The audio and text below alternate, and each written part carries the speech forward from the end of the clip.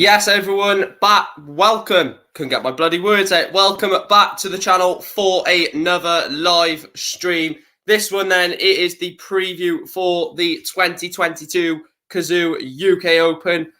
We were due to be joined by Chris, but unfortunately, due to feeling a bit ill and a bit unwell, it is just going to be me for this live stream. But I have got a few things to talk about. I've got, potential favourites to look at, potential outsiders, who I think is going to go on to win the tournament, looking at the betting as well. So there's a lot of things to sort of delve into for the UK Open sort of tournament preview. I am looking forward to the UK Open. As many people know, it is the FA Cup of darts. Anyone can draw anyone from round one, really. But from round 1 to 3, it is all mapped out. Round 4, round 5, all the way to the final is a draw. So, Michael Van Gerwen could draw Peter Wright in the fourth round, but the first round that they come into. So that's what I mean. It is the is the FA Cup of darts. It's a fantastic tournament. It is the first major of the year, and I'm just absolutely buzzing for it. It does get underway on Friday. I will quickly run through the format, the prize money, and stuff like that for everything you need to know ahead of the UK Open, because there is quite a few things that obviously you need to know. We'll probably get that view. So the UK Open then, the prize money for the UK Open, if you are to lose in the first and second round, no money. If you manage to get yourself to the third round, £1,000. If you manage to get to the fourth round, which is the last 64, it is then £2,000. Last 32, £4,000. Last 16, £7,500. Quarterfinals, £12,500. Semi-finalists, £20,000. Runner-up, £40,000, and the winner is £100,000. So the prize money is massive, obviously, because it is a massive tournament. A total prize fund of £450,000. So just under £500,000 in terms of the prize money. Just say hello to Yankee. Says the random draw at round 3 adds a fun distinction to this event. Yeah, it makes it different to any other event in the calendar, doesn't it? I know the World Championship is the World Championship. I know the match players at the Winter Gardens, a fantastic event. The World Match Play, I do agree, but this is just different on so many levels. Just the fact that anyone can draw anyone, that you see some of the shocks, some of the stories that can unveil during the tournament is just absolutely fantastic. And it's good to see players come from like the Riley's qualifiers and progress into like the second and third round, get on the main stage. It really does massively help. An average player like me or you could turn up at a Riley's qualifier, qualify for the UK Open, get on the main stage, and all history gets wrote, doesn't it?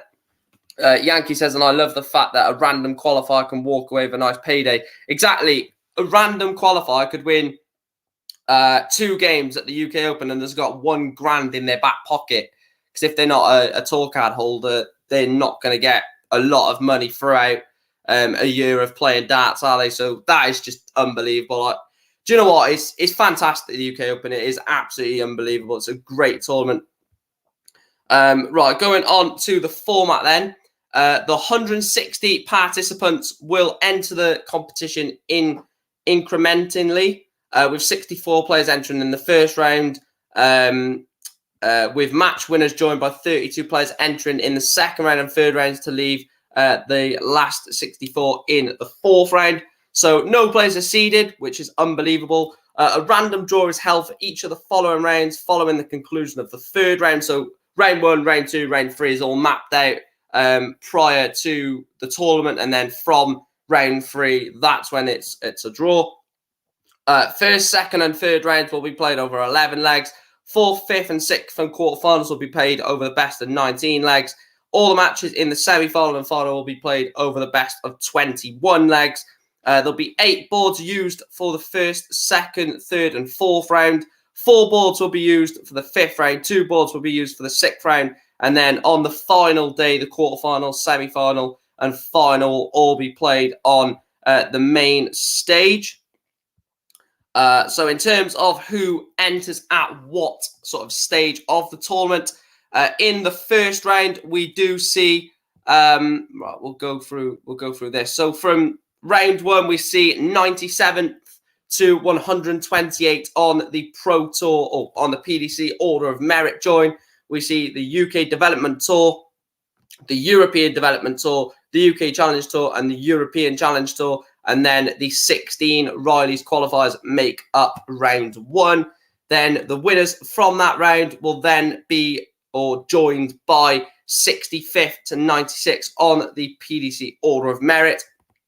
Round 3 is when the 33rd to 64th on the Order of Merit join. And then in the fourth round, the 32 winners of the third round will then play the top 32 in the world, which that is when the interesting part comes. Yes, round 1, round 2, and round 3 are good, but round 4 is the best round. It's when the big 32 join the tournament and they could take on a Riley's qualifier or someone, 113th on the rankings, for example. It is just unbelievable. So this is the first round draw. Then I will quickly run through it. I'm not going to do predictions in terms of every single game, but I will just run through the games. Brooks, Robbie John Rodriguez, Kai van Lung Schmutzler, Van der Bogart, Van Dongen, Everts, Fulwell, Burnett Martinez, Thomas Kenny Nayans, Reed Portella, Wilson Wilkinson, Williams Murray, Van der Velde, Mansell, Anderson Clayson, Jiwa Alsanas, Placier Sagansky, Janssen Meek, McDonald Clark, Peters Marsh. Some good games in there. Bradley Brooks, Robbie John, Kai van Lung Schmutzler, they're all good games. They're all good games. None of them are crap. Klassen, Rice, Campbell, Bialacki could be a fantastic game. Lauby, Springer could also be good. Harrington, Rodriguez, Webster, Justicia, Killington, Robinson, Josh Rock, Damian Mole, Good, Kay, O'Shea, Rafferty, Pietzko, Taylor, Hogan, Taylor, Beveridge, Hendricks, Montgomery, Colley, Warner, Venig, Benes, Hall, Scott, Waits gets a bye into the second round. And then looking at that second round, we can see one thing you'll notice in the second and third round is like this player or this player. Obviously, that is in reflection to the round previous. So in the second round, then David Evans, Keane, Barry, Scott against either Van den Bogart or Van Dongen, Worsley against Zonneveld, Everts or Fulwell against Jack Main. Barry Van Peer against Kevin Doherty, Peter Hudson against O'Shea or Rafferty, Good or Kay against Warner or Venig, Burnett or Burnett or Martinez against Harrington or Rusty Jake Rodriguez, Placier again or Sagansky against Waits, Hogan against Taylor against Lauby or Springer, McDonald or Clark versus Martin Lukeman, Marsh or Peters against Gert de Vos, Campbell or Bialacki against Joe Mernon, Anderson or Clayson against Lung or Schmutzler, Montgomery or Colley against Reed and Portella, Thomas or Nayans against Beveridge or Hendricks. And now there's a few massive games on this side. Louis Williams against Martin Schindler. What a game that is going to be. I really can't wait to see that one. I don't know what board it's on, but we'll have a look at that closer to the date. Wilson or Wilkinson against John Henderson. Another great game. John Michael against Danny Baggish. Bradley Brooks or Robbie John Rodriguez against Gordon Mathers. Kevin Benes or Graham Hall versus Andrew Gilding. Jim Williams or Ryan Murray against Van der Velde, Mickey Mansell. Another massive game if Jelle Klassen gets through. Jelle Klassen or Mark Rice against Cameron Menzies. Gert Nenchez against Jake Jones. That's another fantastic game. Darren Webster, Justicia against Eddie Lovely. Another great game here. Christoph Kachuk against Brett Claydon. Scott Mitchell or versus Danny Jansen or Liam Meek. Another good game. Ricardo Pichko or Scott Taylor against Zoran Lurchbacker. John Brown against Josh Rock or Damian Moll. Adam Gavlas versus George Killington or Reese Robinson. Prakash Jiwa or Tony Alcinas against Jason Heaver. Brian Roman gets a bye into the third round.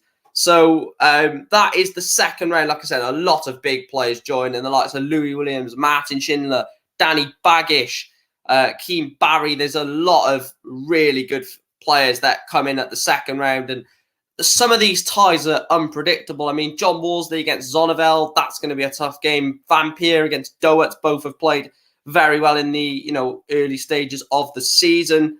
The winner of O'Shea Rafferty plays Peter Hudson. That's not an easy game. Louis Williams Schindler is definitely not easy. Michael against Baggish. Gavlas against Killington or Robinson.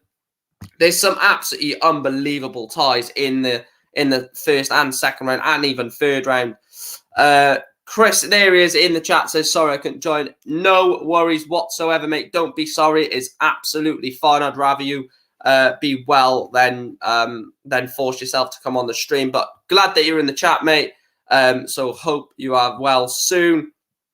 Yankee Clipper says, go Goldfinger. Who has Gilding got again? I didn't see that. Gilding. Oh, yeah. Burness or Hall. I think he wins that. No disrespect to Kevin Burness or Graham Hall, but I think Gilding had just got a bit too much for them. Right then. This is when it gets interesting. The third round. I'm going to minimize it to do half of the section at a time, if it lets me. Right. So, Florian Hempel will take on Good K, Warner or Venig. That is going to be on the main stage. Adrian Lewis takes on Anderson, Clayson, Lung or Schmutzler. I think he beats any one of them. Kachuk or Claydon against Ross Smith. That could be a fantastic game. Kim Hybrex against Peters, Marshall, DeVos. McDonald, Clark or Lukeman takes on Adam Hunt. Andy Bolton will take on Hogan, Dom Taylor, Lauby or Springer. Again, tough potential game there for Andy Bolton. Steve Beaton takes on Burness, Hall or Gilding. Imagine a Steve beating Andrew Gilding third round in the UK Open. Dan Webster, Justicia, Lovely will play Gavlas, Killington, Robinson. That is a tough section as well. All of these are tough sections to come out of, aren't they? Keegan Brown will play either Campbell, Bielecki or Mernon. Steve Lennon will play either Richie Burnett, Martinez, Harrington or Rusty Jake Rodriguez. Ron Mullenkamp will play either John Michael or Danny Baggish. Darius Labanauskas will take on either Wilson, Wilkinson or John Henderson. I don't want to keep saying it like that's a good tie, that's a good tie, that's a good tie, because they pretty much all are. Ryan Joyce against Mike Dedeker, fantastic game that's going to be. Martin Kleermacher against Dewar, Alcinas or Heaver. Boris Kirchmar against Pietschko, Taylor or Lurchbacher. And then this one, if this goes off the right way, this could be tie of the round by a mile. Raby John Rodriguez or Bradley Brooks or Gordon Mathers takes on Ryan Meikle. If that is Brooks or Rowby John, that is going to be an unbelievable game against Ryan Meikle. Could be Gordon Mathers, and then I think Ryan Meikle wins that a lot more comfortably. Looking on to the second half then, Raymond van Barneveld takes on William Borland. Madaz Razma against Jamie Hughes. Louis Williams or Martin Schindler take on Jeff Smith. Max Hopp against Richie Edhouse. Another fantastic game. He said John Lowe. It's definitely not John Lowe. Jason Lowe taking on Yella Klassen, Mark Rice or Cameron Menzies. Again, another ridiculous game to call. Jeffrey Desvan will take on either David Evans or Keane Barry. Hudson, O'Shea or Rafferty will take on Mike Kyvenhoven.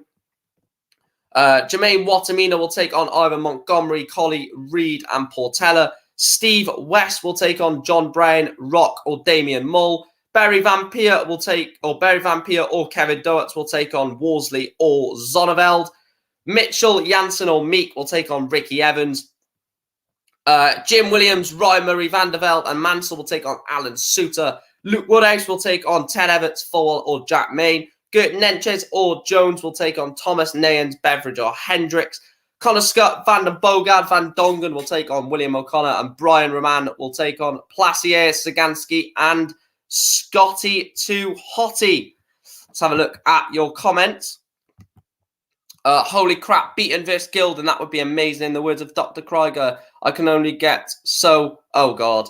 Right, I need to quickly go and get my my little notes that I made, so I'll be back in literally 2 seconds, but I have made some notes ahead of this preview.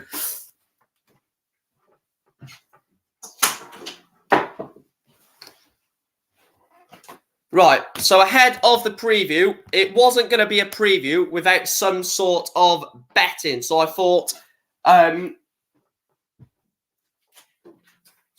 you've got to have some sort of bet in reference to, sort of go off. So all of these odds are from Sky Bet. So, if you go with a different sort of betting company and it's like, well, that's not the odds on there. This is all down to Sky Bet. So the betting for the 2022 UK Open as the favourite for the tournament, it is the world number one Gerwyn Price, is currently priced at 4-1 to lift the UK Open. Second favourite, it is Peter Wright, priced at 6-1. Then it is Johnny Clayton and Michael Van Gerwen level at 7-1. And then a massive jump to 18-1. 18-1 for Joe Cullen. So it's a massive jump from the top four of Price, Wright, Van Gerwen, Clayton to Joe Cullen. Joe Cullen is 18-1, like I said. 20-1 is Dimitri Van den Berg and Michael Smith. And then Nathan Aspinall and Rob Cross at 28-1. So in terms of the betting, they have gone for Peter Wright. Why wouldn't you? He is the favourite to win the tournament by not a country mile, but he is definitely the favourite ahead of Peter Wright. Only £2 in the betting between Gerwyn Price and Peter Wright, which is probably understandable. And then a gap of 1 between Wright and Clayton and Van Gerwen. In terms of potential outsiders, Damon Heta is 50-1 to win the title. I think that is a cracking bet to have. If you want to bet on the UK Open, chuck a tenner on Damon Heta, 50-1 on to win the tournament. If you do that £5 each way and he gets to the final, it's a big little payout for you off a very good player this season. He's played very well, Damon Heta. I wouldn't be surprised if he did reach the final or, at least to the quarter semi-final. James Wade as well, 50-1. Look, James Wade is normally in, the top 5, top 10 to win an event, and he's down at 50-1, which is a big price. But, I wouldn't back against Wadey from actually winning this tournament. So 50-1 seems stupid, but I think he could potentially win the tournament. No, I don't think he will. I think he's got to be up there as, potential, but you've got to look at it and think, Wade loves these type of events. He won it last year. He's defending he's the reigning champion of the UK Open. So maybe he could go and retain it, but 50-1 for James Wade. And then I've gone for a massive price, but for a cheeky little bet, Alan Suter, 150-1 on to win the tournament.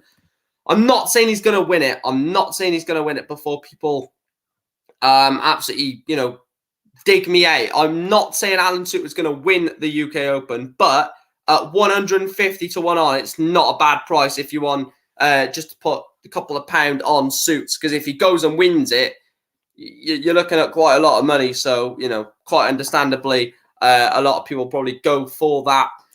In terms of the actual information for the tournament, then it is an open draw, like I said, from round 4 to the final. The tournament does start on Friday, the 4th of March, this Friday, until Sunday, the 6th of March.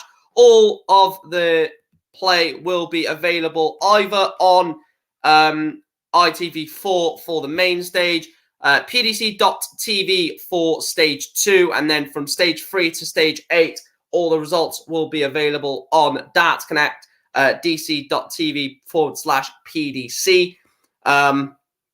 So, yeah, I'm looking forward to the event. It's going to be a good one. I will be doing a watch-along for every single session apart from the afternoon on the Saturday. So I'll be live on Friday for afternoon, evening, Saturday evening, Sunday afternoon and evening for the 2022 UK Open. So like I said, I hope to see many of you in my watch-alongs for the UK Open. And I will obviously be covering the draw after every, so after the 3rd round play, I will cover the draw for the 4th round. After the 4th round is played, I'll cover the draw for the 5th round, and so on and so on. So make sure that you guys get as much coverage during the UK Open as possible. I'm just going to quickly take some predictions from you guys. I just want who you think is going to be in the final and who you think is going to win the 2022 PDC UK Open, the first televised major of the year, or first major of the year. I'm going to tell you now that my one is a bit of a sort of, I don't know if it's a shock, but my prediction is that Gerwyn Price does win the event. And I'm actually going to go 11. If you watched the podcast yesterday, you will know what my prediction is. But I've gone in the final for Gerwyn Price to beat Luke Humphries by 11 legs to 6. I've got Humphries to get to the final. He got to the final last year, lost to James Wade. I've got him to get to back-to-back UK Open finals and to lose 11-6 to Gerwyn Price, who continues his reign as the world number one, not the UK Open champion. And Gerwyn Price has never won this event, so that is going to he's going to want to win it even more. The fact that he's never won this event. Take a few of your comments. Yankee Clipper says I'd take that Suter bet. To be fair, mate, I might go and chuck a couple of pound on Alan Suter. Actually, I do actually see Suits getting at least to like the last 16. He's just a very capable player, Alan Suter. I'll be popping in for the watch-alongs to chat. Thank you, Yankee Clipper. Joe has gone final. Wright versus Clayton. Winner, Wright. What is the score that you're going with, Joe? Obviously, it's a best of 21 in the final. Yankee Clipper says, I'm going with a dark horse Wade to go back-to-back. Look, if James Wade goes back-to-back, I'm not even mentioning James Wade anymore because I mentioned James Wade in the Premier League, saying he's not going to get a leg off Johnny Clayton, went on to get to the final, so I'm not going to mention anything about James Wade ever again. Yankee Clipper says, I don't see Humphries going all the way. Prices are good for a win. I think Price does win it, and Chris also thinks Price is going to win it 11-8 over Peter Wright. And Joe has gone 11-9 Price, 11-9 Wright, over Johnny Clayton. Yeah, I am looking forward to it. I think there's going to be a lot of shocks. I think there's going to be a few names that tumble early. Next, I want you to give me your biggest seed to leave the competition earliest.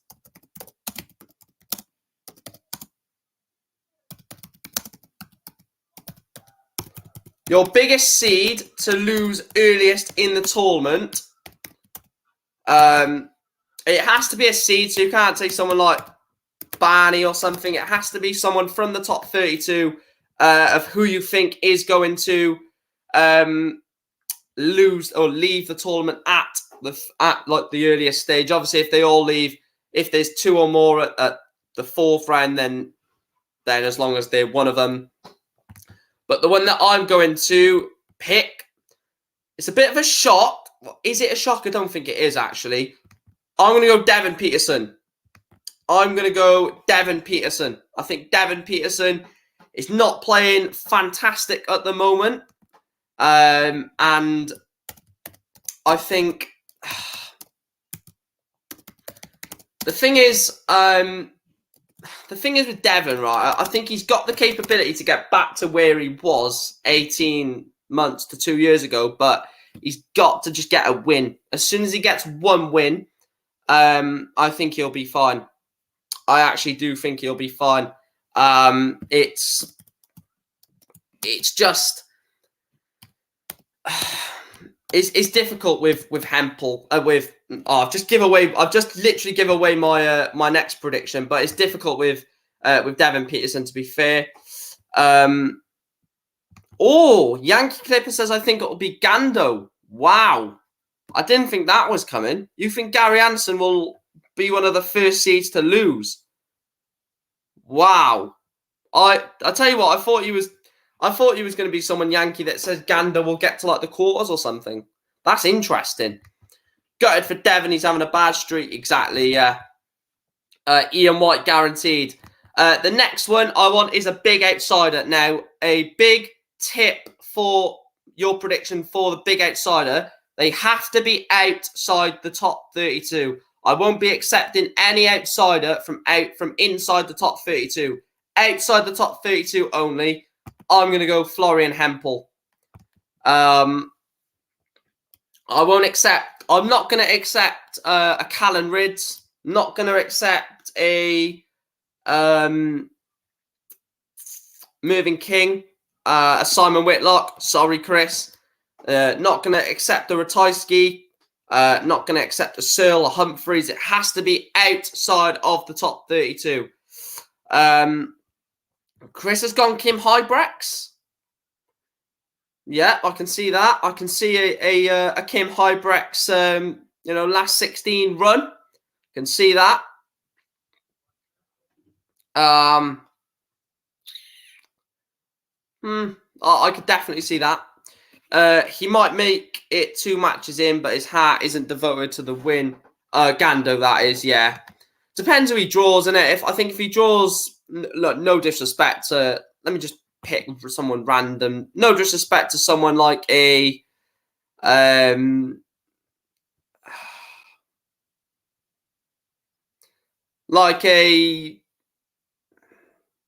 Montgomery, a Ross Montgomery, for example. If he draws Ross Montgomery, I think Gary Anderson wins it without even getting out of second or third gear. But if he draws someone like a Keane Barry, a Louis Williams, a Martin Schindler, a Labanauskas, then maybe stumbles and doesn't have the sort of real progression to get past that sort of stumbling block. Maybe that might be what does Gary over. Let's just read this comment. Well, that's the great thing about the UK Open. It's all about the draw. Who you draw depends on how far you go. That's what makes it so exciting to watch as a spectator. Yeah, trust me, as a player in the UK Open, it must be absolutely devastating. It must be absolutely devastating to watch. And yeah. The next question for the prediction, you know I'm going to ask it. You know I'm going to ask it. Will there be a 9-darter in the 2022 UK Open? I'm just going to say no. We've had 2 9-darters in the Premier League. We had 3 at the World Championships.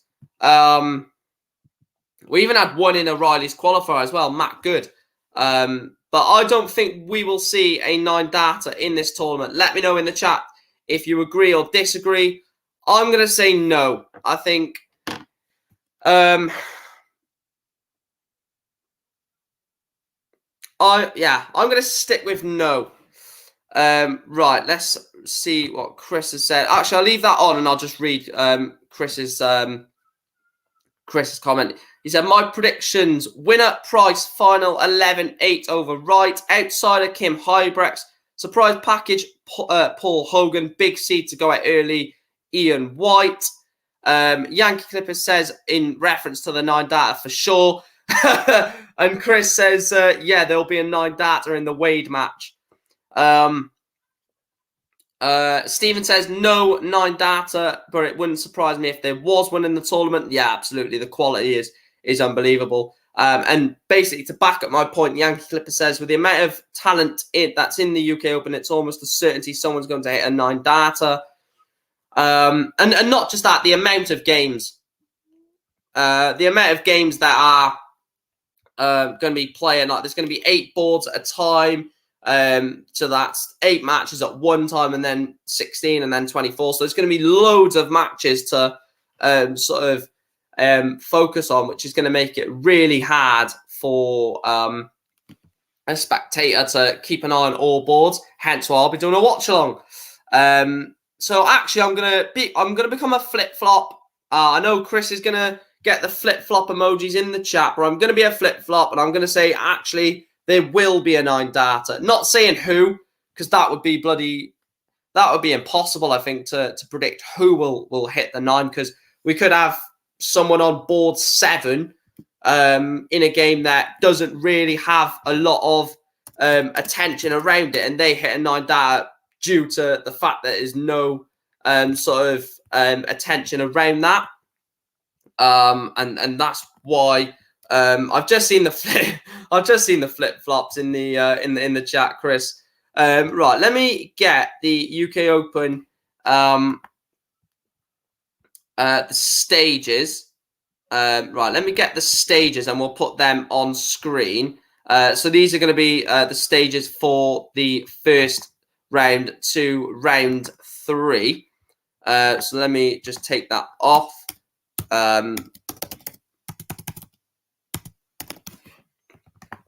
Right, so let's have a look at the stages. Let's see who are or who is going to be playing on what board. So let's get rid of that. So board number 8 then is Adam Warner against Venig. I'm not going to say every match. Let's just look at the big matches. Adam Gavlas is on board number 8. Boris Kirchmar, board number 8. Oh, look at that for a board 8 game. Potentially Bradley Brooks versus Ryan Meikle is on board number 8. Dear God, what a standard of that on board number 8. You got to feel sorry for people that turn up at the event and they want to watch a game like that. Sorry about that. That's upstairs in centre stage. You can't see that one. Board number 7, we've got John Brown against potentially Josh Rock. That could be a good game.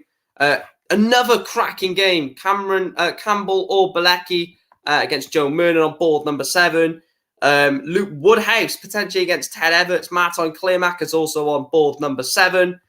You know exactly what games are going to be on board 6 if you've not seen it already. Some of the names, it's just so obvious, and that's going to be a story throughout the entire tournament. The obvious players are going to be on the main stage for obvious reasons. More media attention, more commercial sort of attraction and exposure for that. But we know my thoughts on that. We're not going to get into that because it could turn into a very different stream. Christoph Kachuk is on board number 6. Paul Hogan as well. I know there's a lot of people looking for Paul Hogan in this tournament. Steve Clayson, the 59-year-old kitchen fitter. What a moment for him. That is on board number 6. Labanauskas on board 6. Jim Williams on board 6. Alan Suter, board 6. How is that not a main stage game? How is Jim Williams potentially versus Alan Suter not a stage 1 game? An absolute joke that is, but who cares? Board number 5, Jim Williams' game against Ryan Murray there.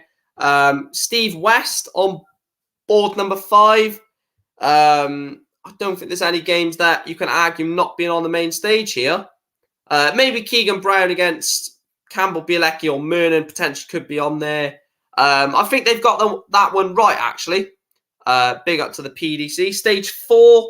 No, there's one that already stands right out at me. Potentially, if Jeffrey Desvan versus Keane Barry should be on board number 1. Yellow Class and Cameron Menzies. Don't know about that being on stage 4, but there's the stage 4. Stage 3, Ted Everts is on there. Darren Webster is on there. Vampire is on there. Max Hopp is on there. Jim Williams is on there. I mean, some of the players on that is unbelievable. Stage 2. Now, stage 2 will be available for PDC TV. Let me just get rid of something a minute. See you later, mate. Chris has done it ahead of me. Let's just take a few comments before we carry on for stage 2 and stage 1. Big up to Craig. He also says, up the Borough.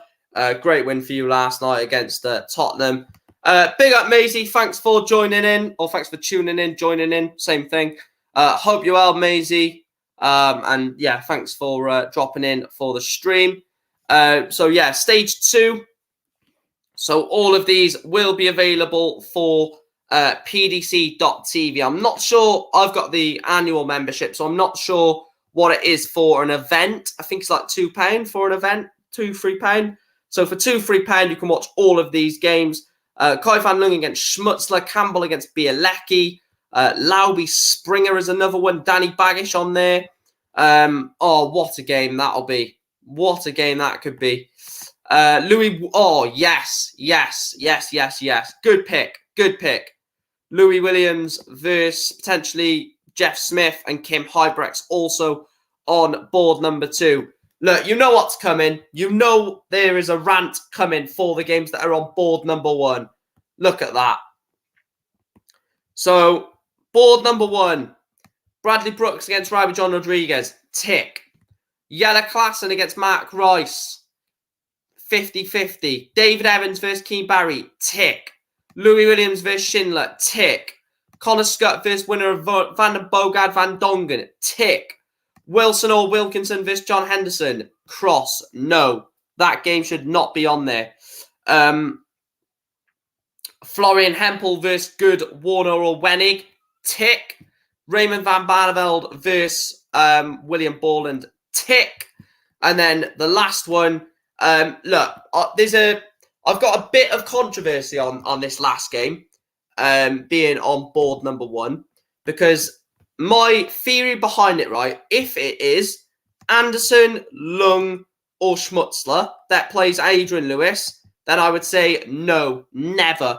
But because Steve Clayson is in here, he is 2 wins away from playing on the main stage against the 2-time back-to-back world champion Adrian Lewis at the UK Open when he is literally an amateur player. So that is my only sort of devil's advocate on that last game, because what a moment it would be for Steve Clayson to be on the main stage against the 2-time back-to-back world champion in front of a packed arena. So that's why I can actually see a flip side of that. If it is Schmutzler or Lung or Anderson, then I'm like, well, they're going to get big games throughout the year. They're probably going to be at, like the World Championships and stuff like that. Going to be on the Pro Tour throughout the year.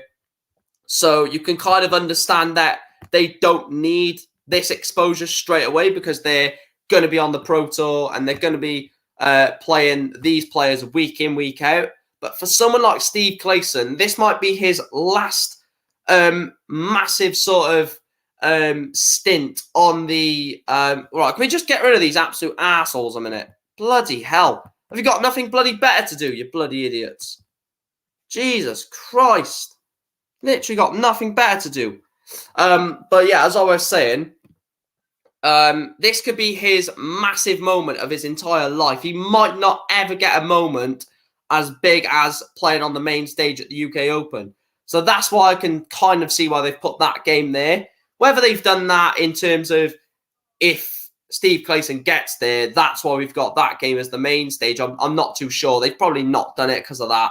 They've done it because of another reason. It's Adrian Lewis. You've got to get AD Lewis on the main stage. But yeah, and he's not a top player anymore, Adrian Lewis, at the moment. So he has no goddamn given right to be on the main stage. You can't say, well, he is a top 16 player at the end of the day. He needs to be on there. He's like 40th in the world rankings.